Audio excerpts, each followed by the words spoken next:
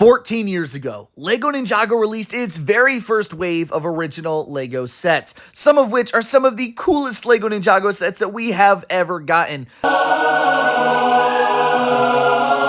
not all of them are as good as the others, and there are definitely some that fall behind the rest. Now, in 2011, there were 16 standard LEGO Ninjago sets released, not including polybags and Ninjago spinners. So in today's video, I'm going to be talking about my 8 least favorite sets from the wave, and in tomorrow's video, I'm going to be talking about my 8 favorites. Just because a set ends up on this video today in the worst video does not mean it is a bad set, and same goes for tomorrow's video. Just because a set ends up on the best video does not mean it's the greatest set of all time. It's simply my rankings in order from last place to first place, and I just cut that list in half and make a worst video and a best video. People really seem to enjoy it when it comes out on my channel, and people like having the 2 parts to view. It kind of gives them 2 different episodes to look forward to. So if you enjoy, please make sure to hit the like button down below, as that greatly helps to support the channel, and make sure to subscribe. Guys, it's completely free. You can always unsubscribe in the future if you choose to, but it really helps to support and grow the channel that I'm creating here. Thank you guys, by the way, for 37,000 subscribers here on YouTube. That is just absolutely mind-blowing. Also, don't forget to drop a comment down below. I cannot wait to see everyone's list talking about their least favorite and favorite sets of the original Pilots wave. Remember, this video is my list. I am free and clear to like whichever and whatever LEGO Ninjago set I want, as are you. You are free and clear to like whichever sets you want to like. But make sure to drop your list down below, and everybody can compare their lists and see which sets people like the most. So with that being said, let's dive into today's video and start counting from 9th place to 16th place, the worst sets to come out of 2011. Starting, of course, in that middle and working our way towards the end of the list, the worst one. So we're starting right in the middle, everybody. In 9th place, I'm giving it to the Skull Truck. And this is one that is probably going to surprise a lot of people, as the Skull Truck is definitely a very popular set. As I said at the beginning of the video, just because a set makes it onto the worst video or the best video does not mean it's the greatest or the worst set of all time. It's just where it happens to fall when I cut that list in half for the 2 separate videos. I still really like this set, and I think it's a very creative and amazing design. It simply just isn't as good as the other ones. I feel like all top 8 sets are very, very strong sets from 2011, and this one just happened to work its way into 9th place when I was doing my rankings. What brings this set back for me? Well, the quick and easy answer is definitely going to be the minifigure selection. For 2011, the minifigure selections are typically very, very good, and I feel like this set really fell behind almost every other set on the list entirely. I would say that this has probably the worst minifigure selection out of any of the sets. It's just not very desirable for a much higher price point, and that's why this one didn't skyrocket to an extreme value for quite some time. It was kind of under the market for quite a bit. It was sitting around $100 and $120 sealed for many, many years, and it just didn't raise up in value too much until just a couple of years ago. But the minifigure selection just isn't really crazy here. Just a standard Jay and Zane were nothing special back in 2011 because you could get them basically anywhere. And then Lord Garmadon and Whiplash, once again, are not too special. All 4 of these minifigures came very easy to get in the classic Ninjago spinner line. The Zane would have been a little bit more difficult, but he had a polybag and plenty of other sets at the same time. So nobody was really going out of their way to pick up this set, and this minifigure selection has always just really brought this set back for me. I think that if this set would have included Semokai or maybe JDX or Zane DX, I think that this set could have been a bit higher on the list, but this minifigure selection just brings it backwards for me. And while I love that truck design, unfortunately, I just can't put it any higher than 9th place. Moving on into 10th place, I have to give it to the $10 Ninja Ambush set from 2011. Now, the Ninja Ambush set is definitely not a bad set, especially for $10. I actually really appreciate that you could get this set for $10 and get your hands on the Kai minifigure and then, of course, a Bonsai minifigure just at that $10 price point. That was a fantastic price point to get these minifigures, and I love to see the main character at such an affordable price range for everybody to get a hold of. Now, you might say, W, bro, Kai had a Ninjago spinner. Yes, Kai did have a $10 Ninjago spinner. But hey, if you wanted a set and maybe not a spinner, you wanted an actual set to build, hey, you could get Kai plus get a skeleton for yourself at the same time. So I think this was pretty solid. You could either, if you really wanted Kai, you could go for the spinner or you could go for a set. So either way, you can get the main character for $10, and that is an absolutely incredible business practice, especially for a toy brand for children to be able to get their favorite character. Now, the Ninja Ambush set obviously is not the craziest set on earth. It is very, very simple, but I think for $10, they did just fine. I mean, there's really nothing wrong with this set. You've got a nice little side piece here, nothing crazy, a little side display piece, nothing crazy, but it's got that nice little jumping feature for Kai. You also get a little stand in the dirt for the Scythe of Quakes. Also, getting the Scythe of Quakes for $10, you get your hands on the golden weapon there. Very cool.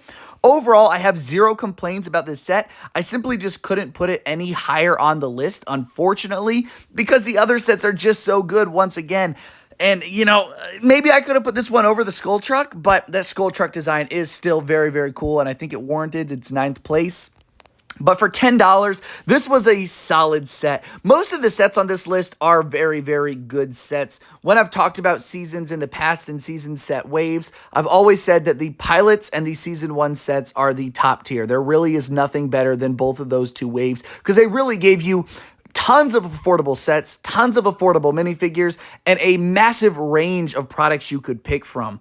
And that is what I love about those two original waves. It wasn't all ninja stuff. You had tons of villains and ninja and everything in between. It was the perfect combo of products to have on the shelf at the exact same time. So unfortunately, Ninja Ambush, 10th place. I know I went on a little ramble there. I typically do that, but let's move on to number 11. In number 11th place, it's going to the Battle Arena set. And for the Ninjago spinner line, having an actual set to battle it out in was an incredibly amazing idea. I know I really emphasized that idea. Two massive positives there in front of it. But seriously, what a great concept. If you wanted to battle with your friends, instead of just going on the floor, that's what most people did. We just spun the Ninjago spinners on the floor. But hey, if you had a little bit of extra money, you could get the actual arena to play in. You could start in each side of the arena. So one person on the ninja side, one person on the skeleton side, and then battle it out in the middle. This was an incredible concept, and I think that this set was executed very, very well. I can't put this ahead of the others because, it's a Ninjago spinner set. You either are going to really love it or like it. I mean, nobody really hated Ninjago spinners, so I'd say it's either your thing or I don't really need to spend the money on it. But I think this was a great concept and a great thing to put out on shelves.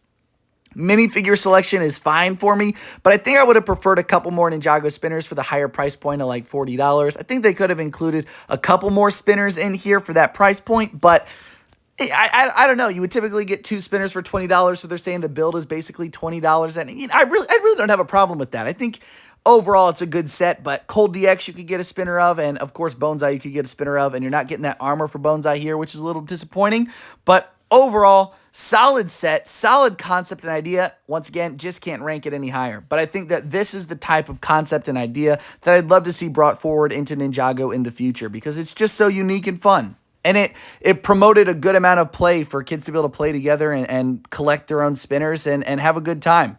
There's a reason Ninjago spinners were so dang popular. Moving on into 12th place, I have the Ninja Training Set. And obviously, there's not going to be much to talk about here.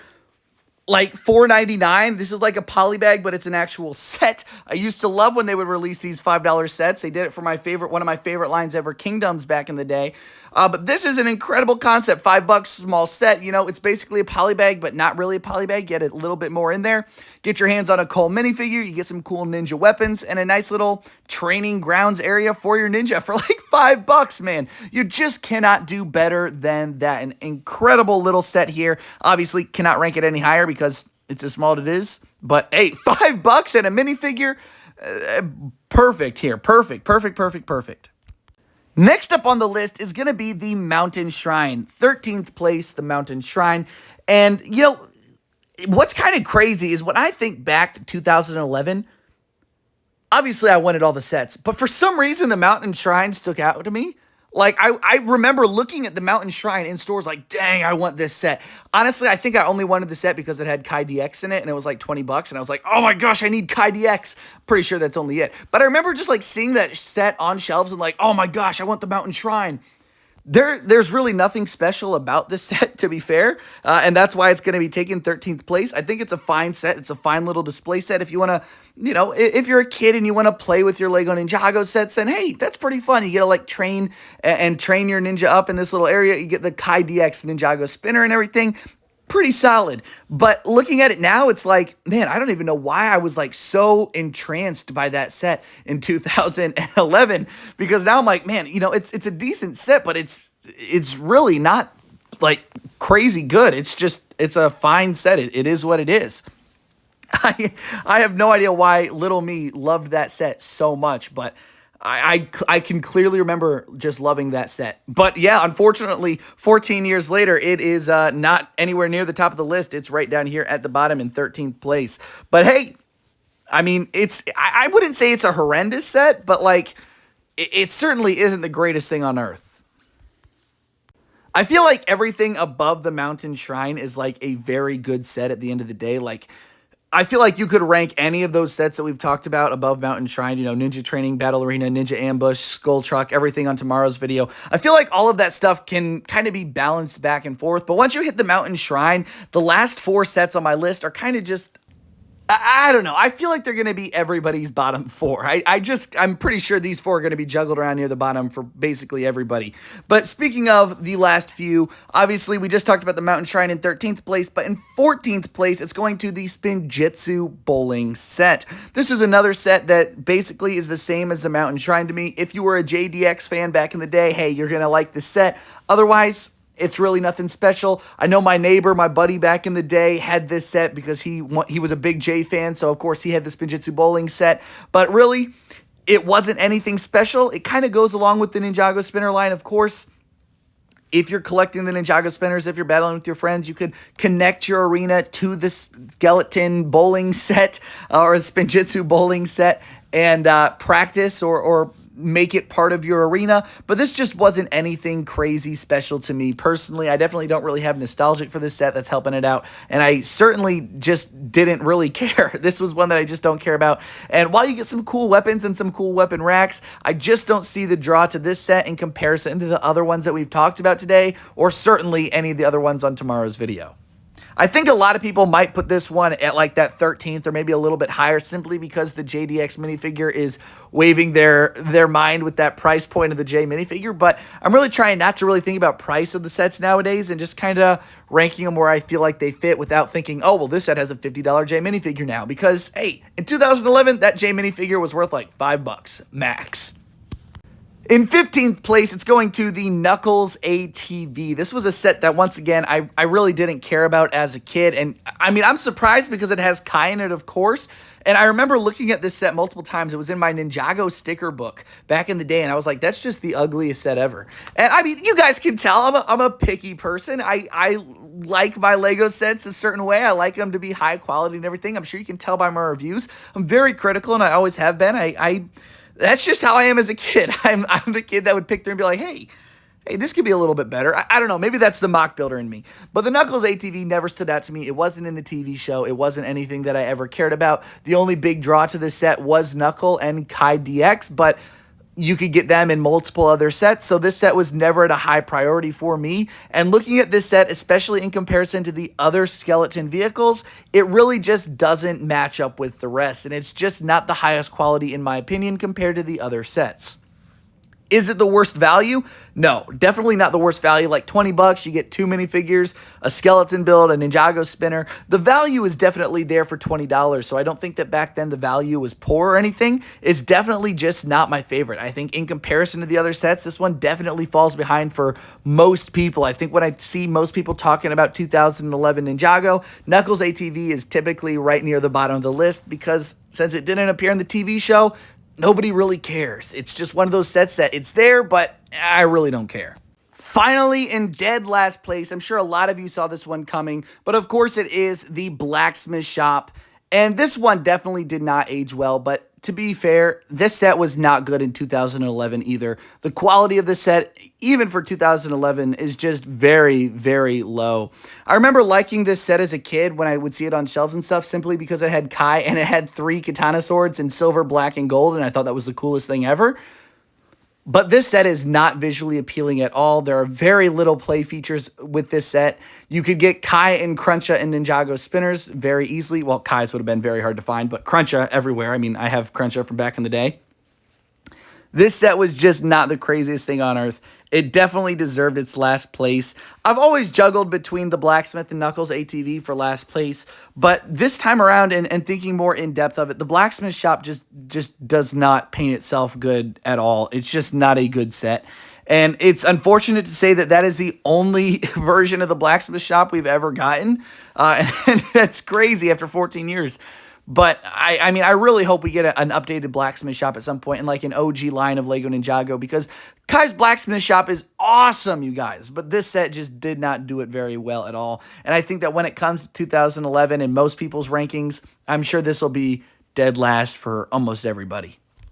With that being said, those are my 8 least favorite sets from the 2011 line. Obviously, quite a few very good sets on this list still here today, but I gotta rank them, guys. I gotta put them into place. It's difficult. I can't wait to see what your guys' rankings are. Make sure to hit the like button and subscribe down below. And don't forget to tune in tomorrow for the 8 best. If you're viewing this video after the first 24 hours of being released, then hey, the Ninjago best video is already out for 2011, and you can check it out on my page right now. So make sure to subscribe. Thank you guys for watching and spending your time here with me today. I hope you have a great rest of your day, and I'll see y'all later on W Breaks.